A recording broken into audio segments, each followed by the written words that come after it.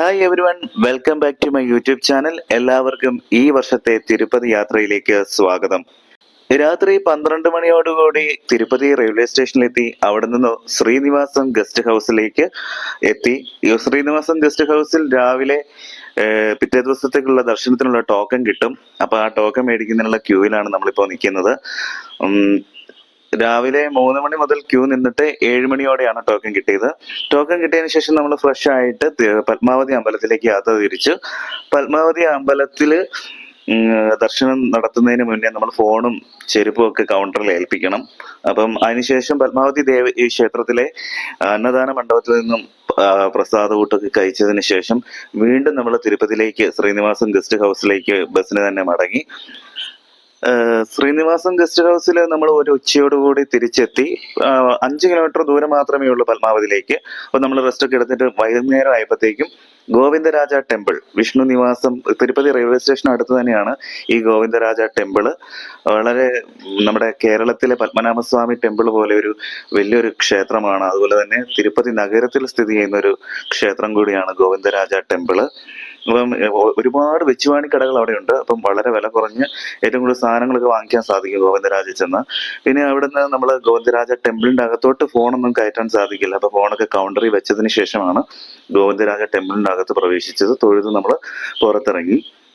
ഗോവിന്ദരാജ ടെമ്പിളിന് പുറത്തുള്ള ഒരു റെസ്റ്റോറന്റിൽ നിന്ന് നമ്മൾ അന്നത്തെ വൈകിട്ടത്തെ ഫുഡൊക്കെ കഴിച്ചു. അതിനുശേഷം പിറ്റേന്ന് രാവിലെ തന്നെ നമ്മൾ തിരുമലയ്ക്ക് ബസ് കയറുന്നതിന് വേണ്ടി ശ്രീനിവാസം ഗസ്റ്റ് ഹൗസിൽ നിന്ന് ബസ് സ്റ്റാൻഡിലേക്ക് നടന്നു. അത് ബസ് സ്റ്റാൻഡിൽ നിന്ന് നമ്മൾ ബസ് കയറി APSRTC ആന്ധ്രാപ്രദേശിന്റെ സർക്കാർ ബസ്സിലാണ് നമ്മൾ യാത്ര പോകുന്നത്. 22 കിലോമീറ്റർ ഉണ്ട് തിരുപ്പതിയിൽ നിന്ന് തിരുമല ടെമ്പിളിലേക്ക്. അപ്പൊ ഒരാൾക്ക് 90 രൂപയാണ് വൺ സൈഡ് വരുന്ന റേറ്റ്.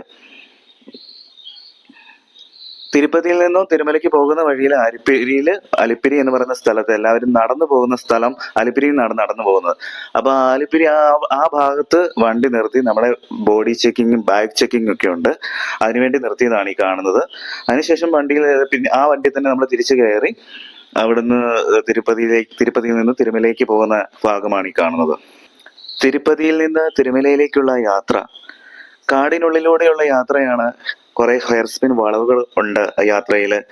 അപ്പം 22 കിലോമീറ്റർ എന്ന് പറയുമ്പോൾ നടന്നു പോകുന്നവർക്ക് 11 കിലോമീറ്റർ ദൂരം മാത്രമേ ഉള്ളൂ. കുത്തനെ സ്റ്റെപ്പുകളൊക്കെ കയറിയാണ് നടന്നു പോകുന്നത്.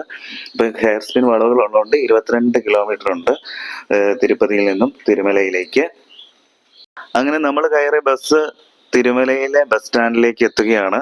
അപ്പൊ തിരുമലയിൽ നിന്ന് നമുക്ക് ഇറങ്ങി നടന്ന് ആദ്യമേ ഉള്ളവർക്കുണ്ടെങ്കിൽ മൊട്ടയടിക്കാം.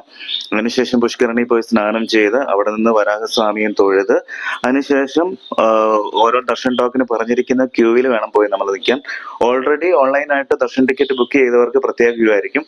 പിന്നെ ശ്രീനിവാസം, വിഷ്ണു നിവാസം അതുപോലുള്ള കോംപ്ലക്സുകളിൽ നിന്നും ദർശൻ ടോക്കൺ എടുക്കുന്നവർ പ്രത്യേകം ക്യൂവിൽ പോയി നിൽക്കണം. അപ്പം അതൊക്കെ നമ്മൾ കുറച്ച് നടക്കാനുണ്ട്. അങ്ങനെ നമ്മൾ തിരുമലയിൽ രാവിലെ 7 മണി മുതൽ രാത്രി 11 മണി വരെ അന്നദാനമുണ്ട്. അപ്പൊ ഞങ്ങള് ഫുഡ് കഴിച്ചതിന് ശേഷമാണ് ക്യൂ നിൽക്കാൻ പോയത്. രാവിലെ ഒരു 11:30 ക്യൂ നിന്നിട്ട് ഒരു 4:30, 4:45 ആയപ്പോഴാണ് ഞങ്ങൾ തൊഴുതിറങ്ങി ലഡു ഒക്കെ മേടിച്ച്. വൈകുന്നേരം ഒരു 8 മണിയോടെയാണ് ഞങ്ങൾ തിരിച്ച് പിന്നീട് ശ്രീനിവാസം തിരുപ്പതിയിലേക്ക് എത്തിയത്. അപ്പം പിറ്റേന്ന് കാളഹസ്തി പോയി അവിടെ നിന്ന് നേരെ വീട്ടിലേക്ക് വരാനായിട്ടായിരുന്നു. അപ്പം ഞങ്ങൾ പിറ്റേന്ന് രാവിലെ തന്നെ ഒരു 6 മണി കഴിഞ്ഞ ഉടനെ തന്നെ ഞങ്ങൾ കാളഹസ്തിയിലേക്ക് പുറപ്പെട്ടു. ബസ്സിനാണ് പുറപ്പെട്ടത്. തിരുപ്പതിയിൽ നിന്ന് ഒരു 32 കിലോമീറ്റർ ഉണ്ട് കാളഹസ്തിക്ക്. ഞങ്ങള് ഒരു 8 മണിയോടുകൂടി കാളഹസ്തിയിലെത്തി. കാളഹസ്തിയിൽ തൊഴുത് ഒരു 10:30 ആയപ്പോൾ തൊഴുതിറങ്ങി. പുറത്ത് മലമുകളിൽ ശിവന്റെയും പാർവതിയുടെയും പ്രതിഷ്ഠയുണ്ട്. അവിടെ കയറി നിന്നു. അവിടെ നിന്ന് നമുക്ക് തിരുപ്പതിയും എല്ലാം കാണാൻ സാധിക്കും.